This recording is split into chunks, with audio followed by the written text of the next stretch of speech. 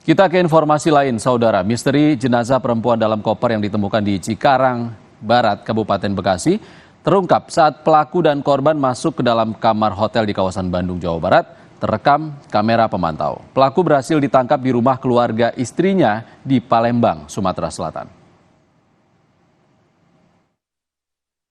Inilah rekaman CCTV yang memperlihatkan detik-detik pelaku dan korban masuk ke dalam kamar di hotel di Jalan Kebon Kawung nomor 54 Cicendo, Bandung, Jawa Barat pada Rabu 24 April pukul 9.51 waktu Indonesia Barat. Kemudian pada hari yang sama pukul 18.40 waktu Indonesia Barat, pelaku keluar membawa koper berwarna hitam yang diduga berisi jenazah korban.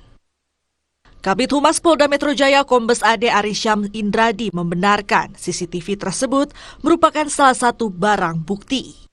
Pelaku kasus jenazah dalam koper tak berkutik saat ditangkap oleh tim gabungan polisi di rumah istri yang baru dinikahinya di Palembang, Sumatera Selatan.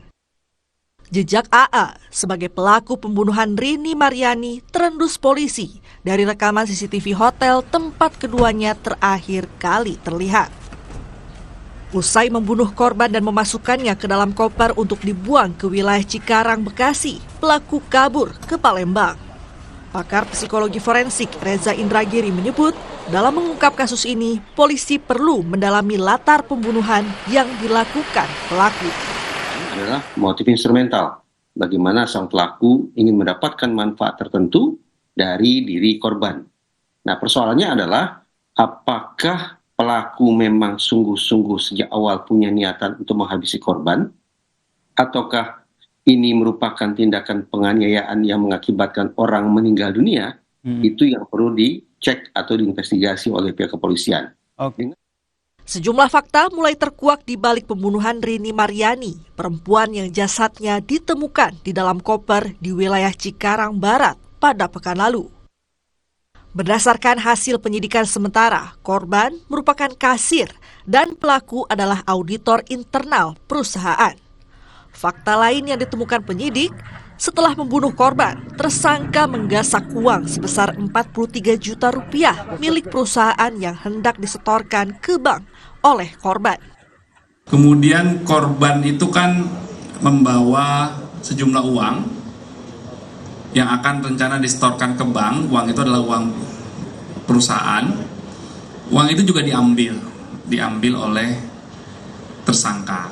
Korban infonya sebagai kasir dan tersangka sebagai auditor ya di perusahaan yang sama, cuma berbeda cabang. Sebelumnya, pada Kamis pekan lalu, jasad korban yang berusia 50 tahun ditemukan dalam sebuah koper di wilayah Cikarang, Bekasi, Jawa Barat. Tim Liputan, Kompas TV.